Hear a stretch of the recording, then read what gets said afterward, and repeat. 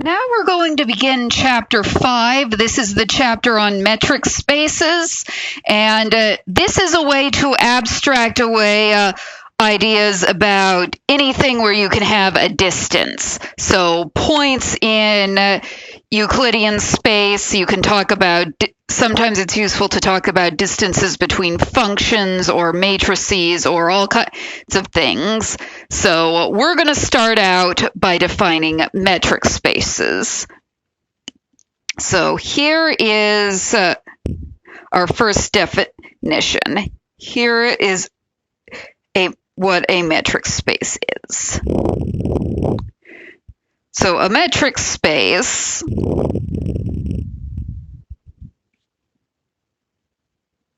is a pair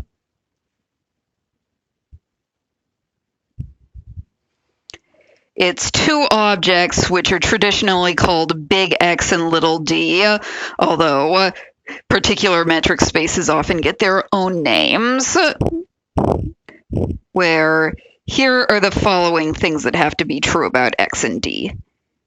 X is a set. We often call the elements of the set X points, but they might be functions, matrices, colors, whatever you want. So X is a set. D is a function whose domain is X cross X. So D takes 2 points as input and it spits out as output a real number. And we need D to satisfy the following axioms. First, we say the distance from any point to itself is equal to 0.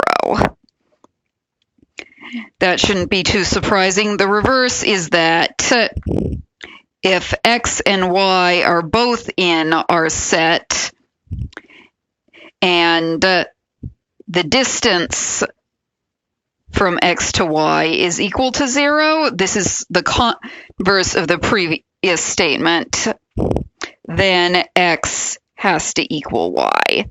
So the distance from X to Y is 0 if and only if X and Y are the same point. Then there's another property, it's called symmetry.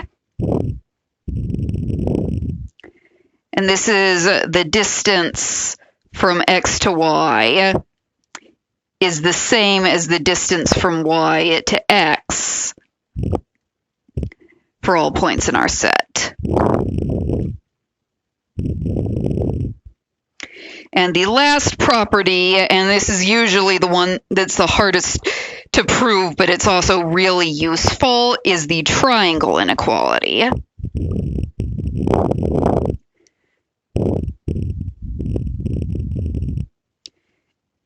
If you have 3 points in your set,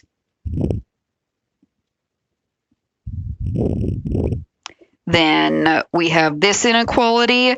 The distance from X to Y is less than or equal to the distance from X to Z plus the distance from Z to Y.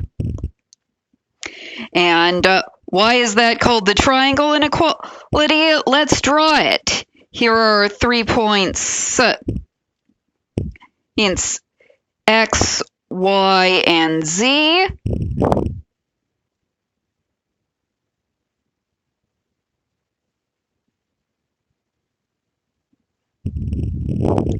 And then the distance from X to Y, going from X straight to Y in a straight line, that's got to be less than or equal to making a detour, going from X to Y and then going from Y straight to Z. Sorry, X to Z and then Z to Y.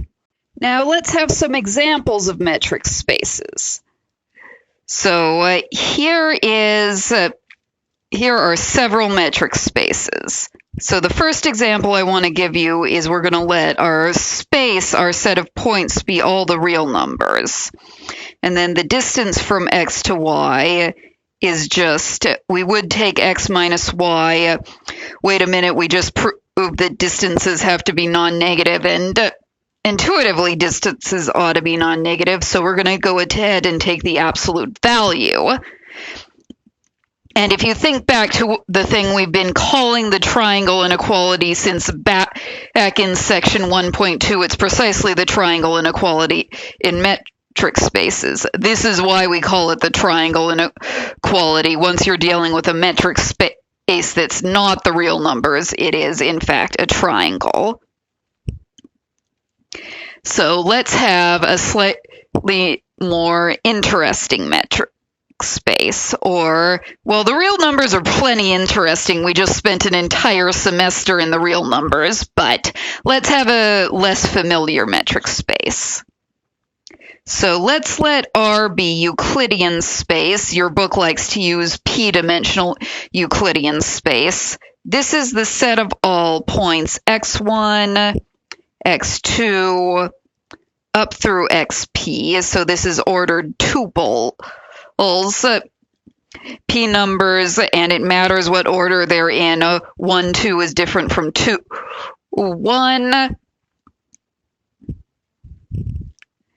And so then we want to say xn is in R for 1 less than or equal to n less than or equal to p.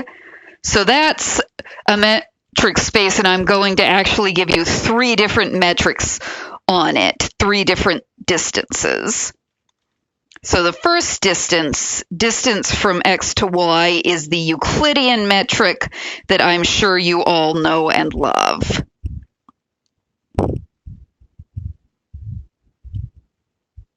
You take all your differences,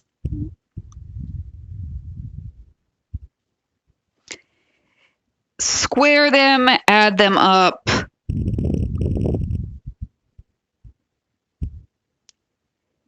and then take the square root. And that is in fact a metric, although we will not prove that it's a metric until a little later. It's actually quite difficult to show that this thing that I've written down is in fact a metric. Something where it's a little bit easier to prove that it's a metric is what's sometimes called the Manhattan metric. And that's, you don't have any squares or any square roots. You just take x1 minus y1 plus x2 minus y2 plus up through xp minus yp. And that is called the Manhattan metric. Why is that called the Manhattan metric? Well, if you go to a city which has lots of east, west, north, south streets, Manhattan is just a famous city with this property. And your distance is how far you have to walk. Then to get from here to here, if you have to walk along the street, so you have to go the x coordinate and then your y coordinate, or if you prefer, you can go the other way, this way and then this way. Either way, you have to go 3 units, not square root of 5 units. Another metric, and proving that these guys are metrics is going to be an exam or homework problem. You can call it the packing metric. You just take the biggest of the coordinate distances.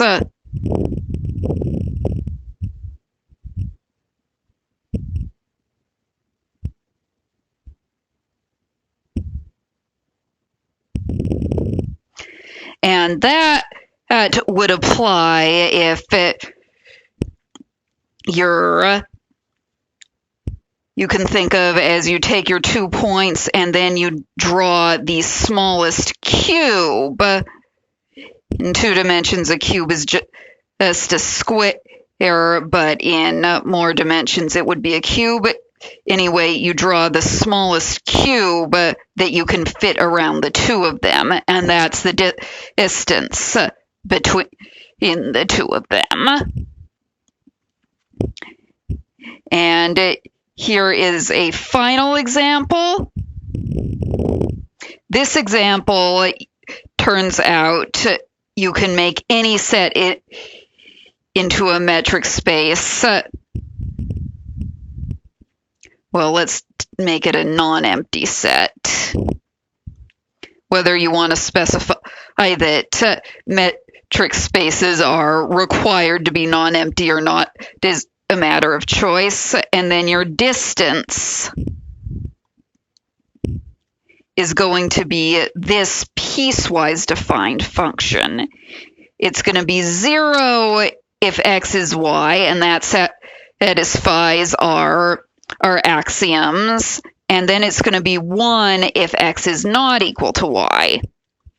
And I know this is a very strange metric, but it doesn't sit well with your intuitions for distance at all, but it satisfies all our axioms. Distance from a point to itself is 0. Distance from if you've got 2 points of distance 0 away, they're the same point. It's symmetric, and it satisfies the triangle inequality. Your left-hand side is either 0 or 1. Your right-hand side is 0 or 1 or 2, and the only way the right-hand side can be 0 is if all 3 points are the same. And this, for example, a model of this sort of thing would be, say, your space is just 3 points, the 3 vertices of an equilateral triangle in 2 dimensions. Now, it's a very restricted space, but then you see any 2 points are a distance 1 away. And if you've got 4 points, you could make them the vertices of a unit tetrahedron in 3 dimensions. If you've got n points, you could make them the vertices of a unit simplex, which is this thing like a tetrahedron in n-1 dimensions. I aren't going to use these terms, but people do occasionally look at things that are not quite metric spaces. So let's look at a couple of things that you might want to think about, but that aren't metric spaces, so you can't use what we've got. So a quasi-metric, this would have no symmetry.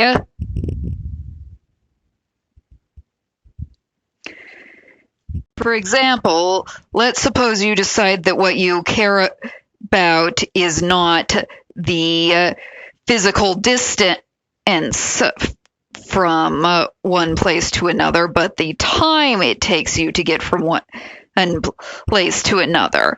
And that might work if you're wandering around on flat ground, but in a lot of places, it might take you longer to get from, if you start out downhill, it might take you longer to walk uphill than the other way around.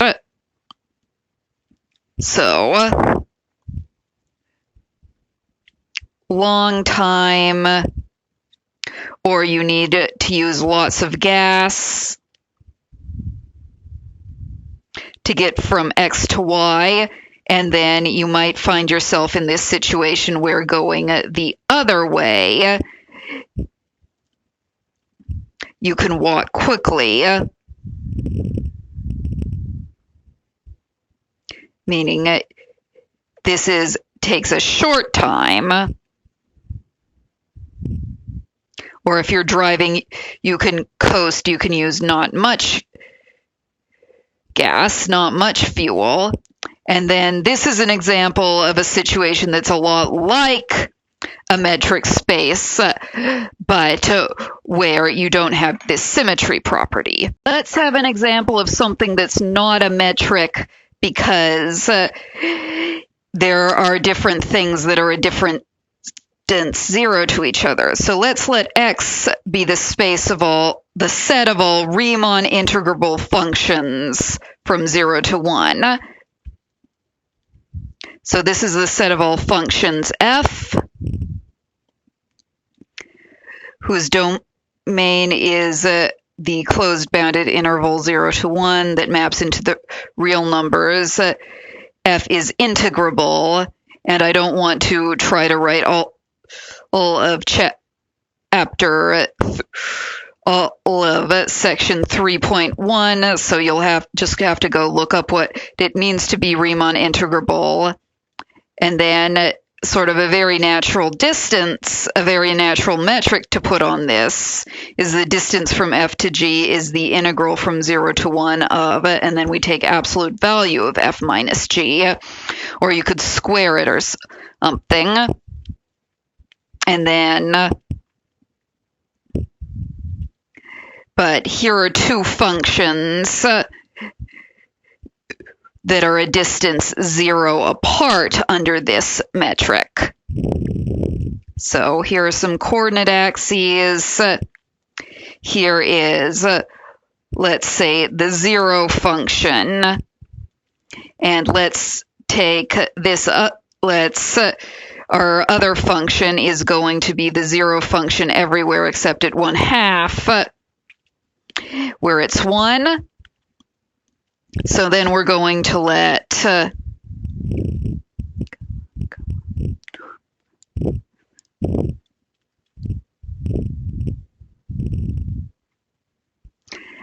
so if f of x equals 0 and g of x is piecewise 1 if x equals 1/2, 0 otherwise, then the distance from F to G is 0. Nonetheless, they're different functions. They're different at the point 1/2, so this is not a metric. Here's another example. What's shown is the Ticket to Ride board. Ticket to Ride is my son's favorite board game. And so you can define a metric space where your set X is the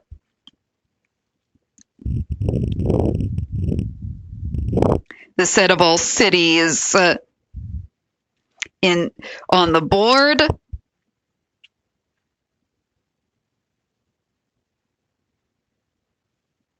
And you could say that distance from X to Y is the length of the path from X to Y, if there is one.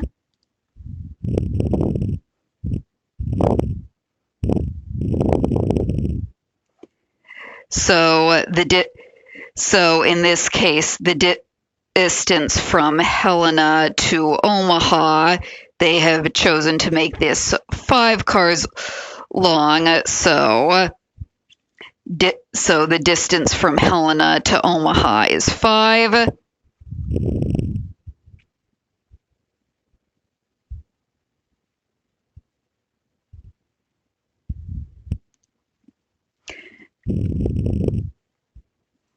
Or otherwise,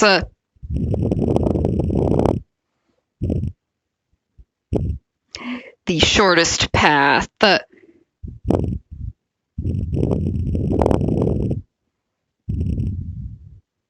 through other cities.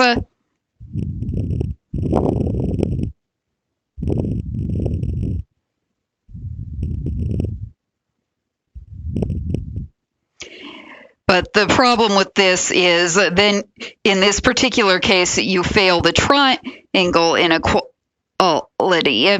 You see they're rounding off all the distances for excellent reasons involving the way the game works, but the distance from Duluth to Toronto now is 6 units. But if you go from Duluth to Sault Ste. Marie and then Sault Ste. Marie to Toronto, that's 3 plus 2 is 5 units. So no triangle inequality.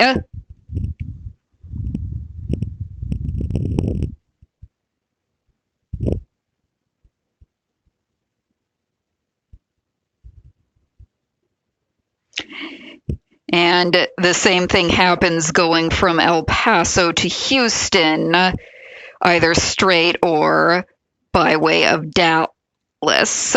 The direct path is 6 cars. The going by way to Dallas, that's 4 plus 1 is 5 cars.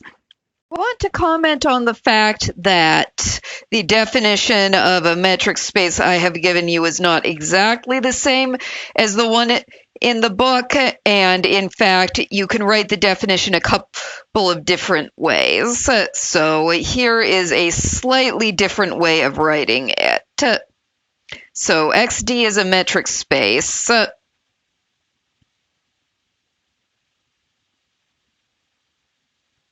If and only if the following list of axioms are true.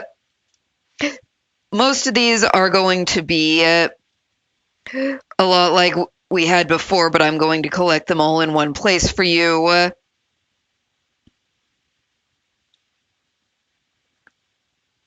The first distance difference is that we specify we don't just require that D be a function into the real numbers. It has to be a function into the non-negative real numbers.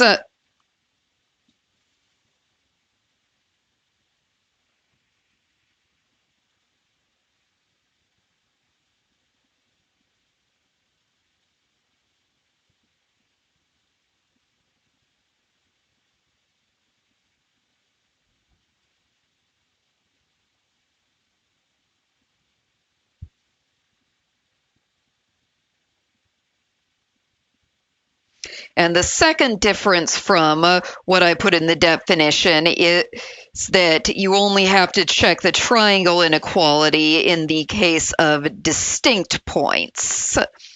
If the 3 points are not, if no two of them are equal, then the triangle inequality is true. So under the usual symmetry and distance to itself is 0 axioms,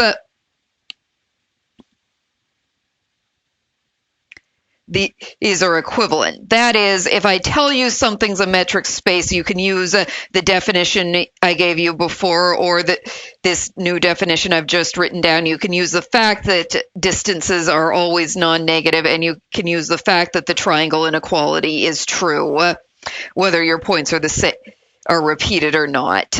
But if you're proving that something's a metric space, you only have to prove one of the two. You only have to prove one of non-negative distance or triangle inequality, even with repetition. And I think I will leave it as an exercise, as a homework problem for you to prove that those are in fact equivalent. All right, now let's prove a proposition about metric spaces. This is called the reverse triangle inequality.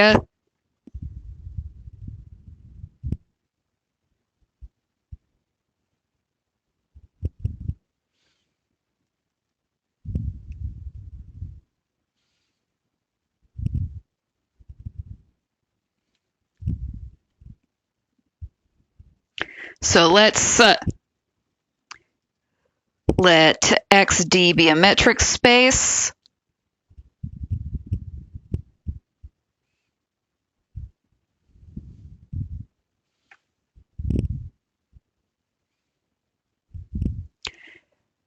then if you take any 3 points in our metric space, then now the regular triangle inequality has the distance from x to y added to the distance from y to z.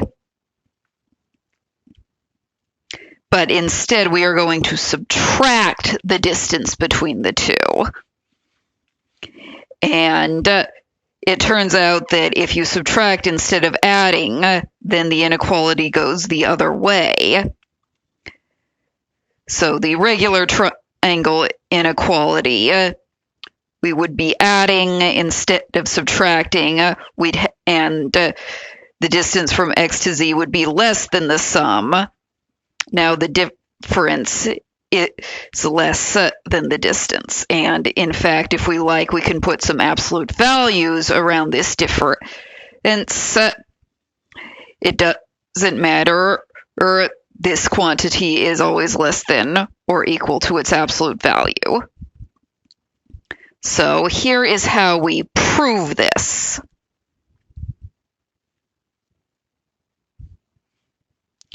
So let's write out the regular triangle inequality.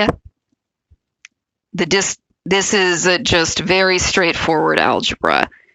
Here is the regular triangle inequality. We're done with examples where you don't have the triangle inequality. We're going to assume you do have the triangle inequality, so the distance from x to y is less than the distance if you go through z. And then you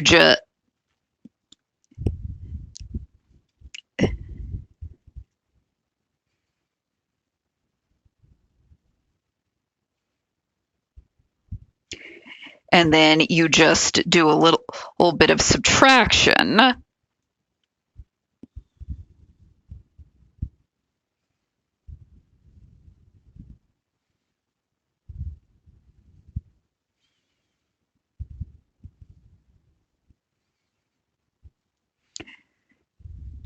And then we just use the symmetry property to switch the y and the z in the second piece.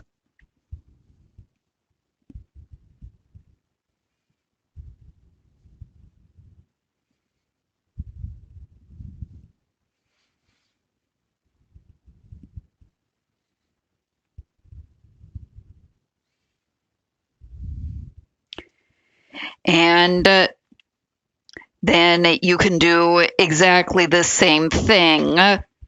You just switch the y and you just switch the x and the z to get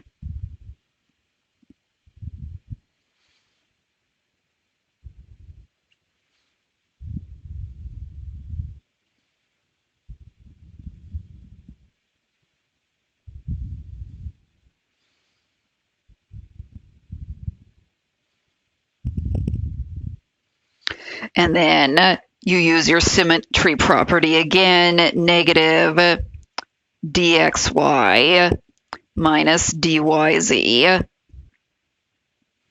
less than or equal to dxz. This is symmetry and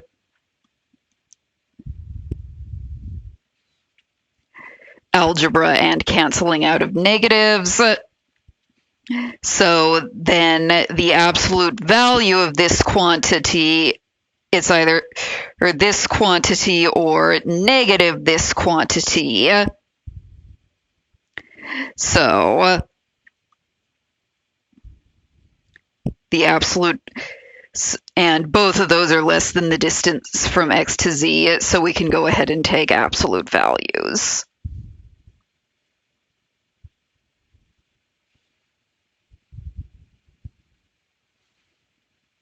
That completes the proof.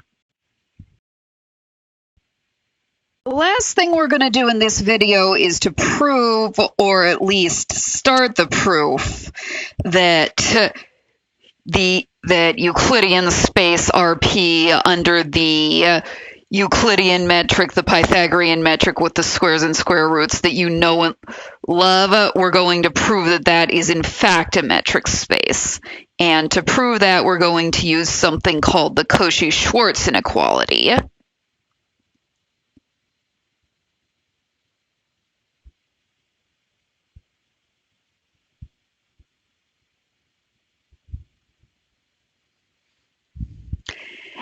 And this is an algebraic thing that shows up in a lot of different places. So suppose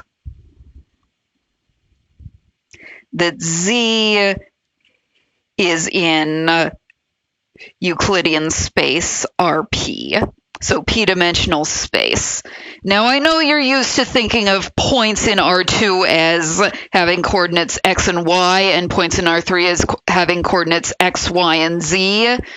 And that works fine when you know what dimension you're in.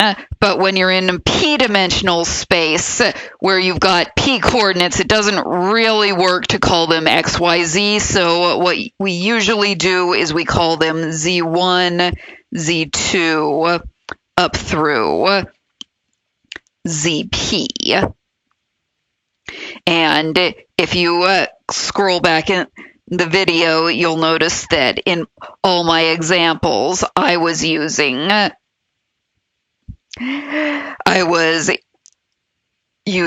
this notation, example 5.1.2, or my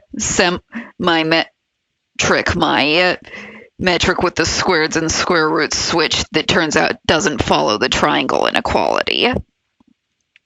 So we're going to have 2 points in RP. We're going to call them Z and W.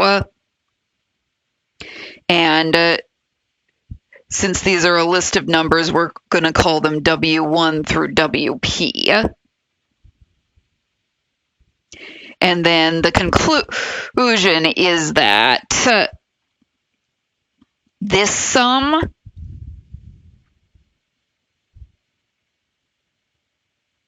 you take the product Zn times Wn, this cannot be any bigger than this thing, than this, the square root of this product.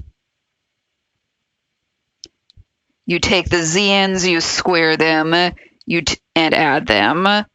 You take the Wn's and you square them and add them. You multiply the two sums together, and then you take the square root of that product. And the proof is a very cute little algebraic trick. So let's let t be a real number. And then let's consider this thing. We're going to take the sum from n equals 1 to p of Zn plus Twn, and then we're going to square it. Now, everything in sight is a real number. This is a course in real analysis, not complex analysis. So when you square it, you get non-negative things. This could be 0 if t is what is it, negative Zn over Wn, but it can't possibly be negative. And if you add a bunch of positive things together, you get something positive, non-negative things, you get non-negative. So this is less than or equal to 0. And then let's expand out this thing. We get Zn squared, and then we get 2 times t times Zn times Wn. And then we get a t squared, a Wn squared. And that's a sum of sums. So we've got summing from n equals 1 to p of these 3 pieces. But we can split this into 3 sums. So we add up the Zn squareds first, and then we add up the 2t zn wn, and then we add up the t squared wn squared. And then notice that you can pull constants out of sums. So our first piece we're going to leave the same.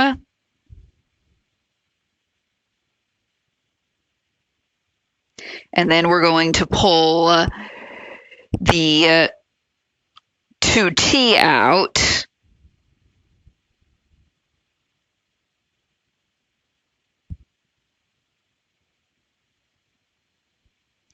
And then we're going to pull the t squared out.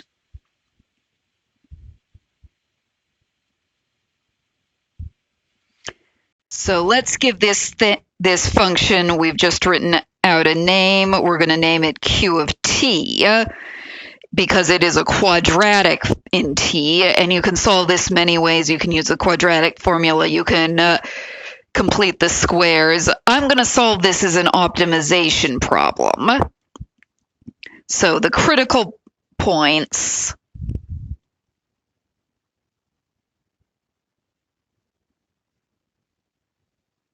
are where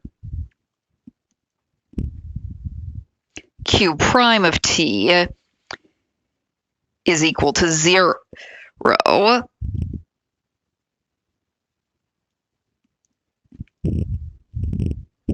And we can write that out as 2 times this mixed sum, the sum of the ZNWNs, and then a 2t times the sum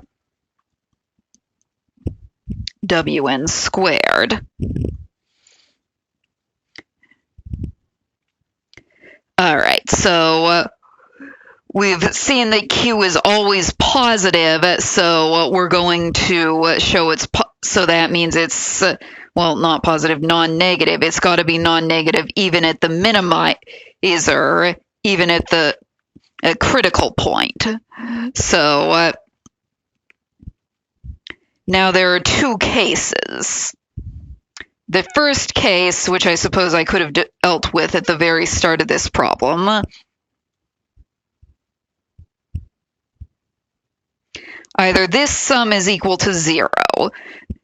That's the thing attached to the 2t in q prime attached to t squared in q.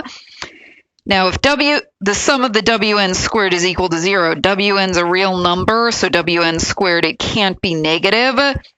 So if you add a bunch of them up and get 0, if any of them was positive, but you can't have a negative to cancel out. So the only way that the sum can be 0 is if wn is 0 for all n. And if you go back to the Cauchy-Schwarz inequality, if wn is 0 for all n, then your left-hand side is obviously 0. It's a sum of zn times zeros. Your right-hand side is also 0. So the theorem is clearly true.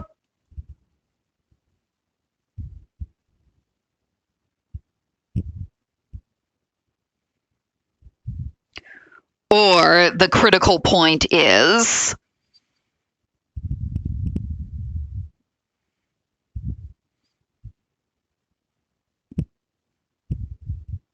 t equals a little bit of algebra, negative sum. I think I will not write from n equals 1 to p. Yeah, I will just leave you to fill that in because it's not going to quite fit in our notes here. And so there's our critical point. And then the wn squared, the sum of wn squared is positive if it's not 0. So this q of t is a t squared. It's an upward facing parabola. So this is a minimum, but nonetheless, it's, let's name this TC so I don't have to write it out again. It Q has to be positive at the minimum. And so now we just plug in our critical point, sum of Zn squared, and then we have 2 minus 2 sum of Zn Wn over sum Wn squared, and then we add RT squared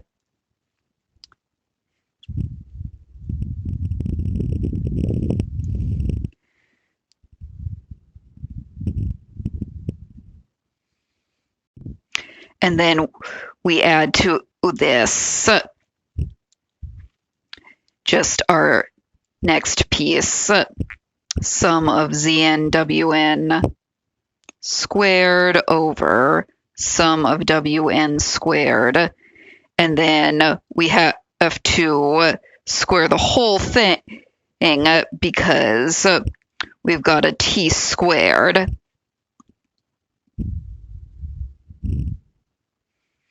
And then if you simplify this a little bit, I'm going to pull out a denominator.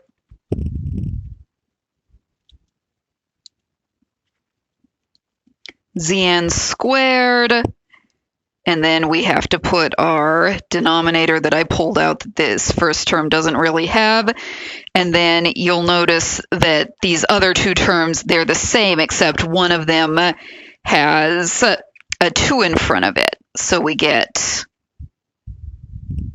sum of Zn Wn squared,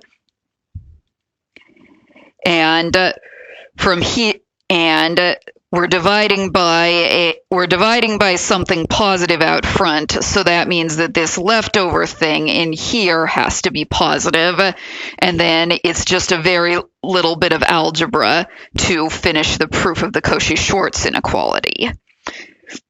So, and using the Cauchy-Schwarz inequality, we can prove that Euclidean space, with our favorite Pythagorean metric, is indeed a metric space. We're going to let X be a p-dimensional Euclidean space, distance from a point X to a point Y. That's going to be the square root, sum from n equals 1 up to p, xn minus yn, quantity squared. And the conclusion is that XD is a metric, or rather metric space. And then the proof of this, we just check off our axioms one by one. First one, very rarely the hard one. Rp is indeed a set. And D is a function that takes 2 points in Rp as inputs and whose output is always going to be a real number. And in fact, the output in this case is obviously a non-negative real number. Then we've got our zero axiom, the distance from any point to itself.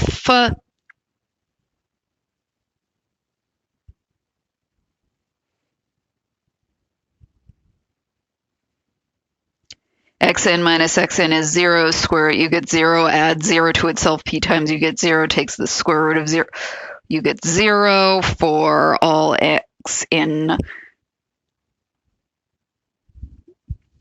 Rp. And then the converse, if the distance from x to y is 0, then, well, you can square it.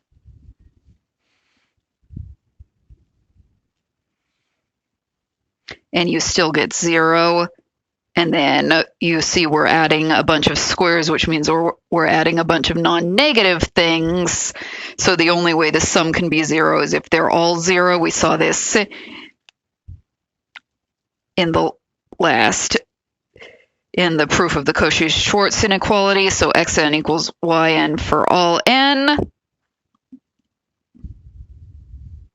So x and y are the same point. You've got all the same coordinates, you're the same point. Symmetry, distance from x to y.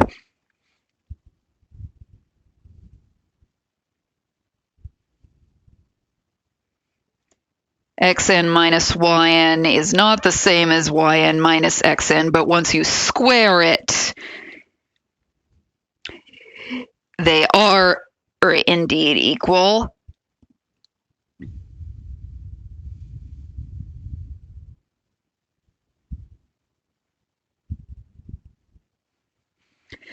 So now let's get to the triangle inequality. This is usually the hard part of showing something is a metric space. In fact, if I put this on your homework, I might just let you stop there. I might only have you prove the triangle inequality and stipulate that all the others are equal or straightforward. So let's let x, y, and z be 3 points in RP. And then the distance from x to y, let's go ahead and square it.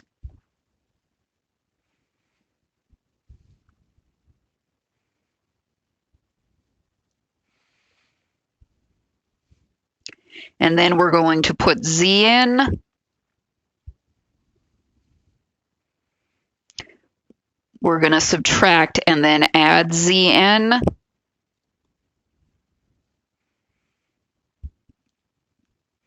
And then just a little bit of algebra. We're going to distribute and break it up into 2 sums, into 3 sums.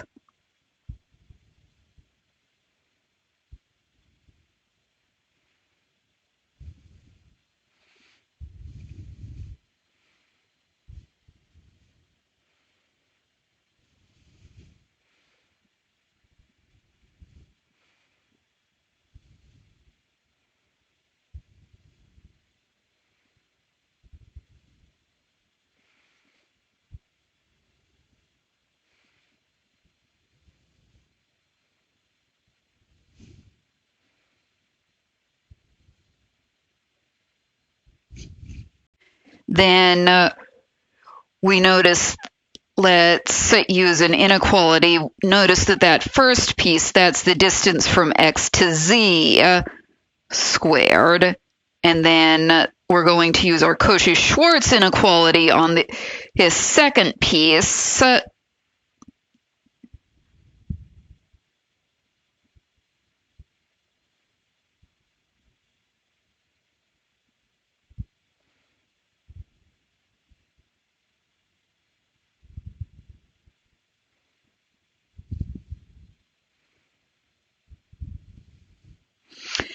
And then we'll recognize the last piece is the distance from z to y squared. And then we do our same recognition of the inner sums.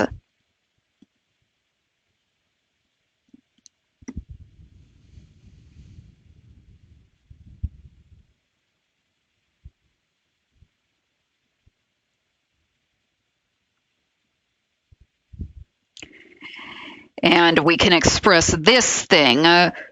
We recognize that this is a perfect square. That's the distance from x to z plus the distance from z to y. Then the whole quantity squared. So taking the square root of both sides. distance from x to y is less than or equal to the distance from x to z plus the distance from z to y. We've got that both sides are positive, are non-negative numbers, so you can use lemma 1.2.8 to show that square root preserves order. And that proves the triangle inequality, and that completes our proof that this is indeed a metric space.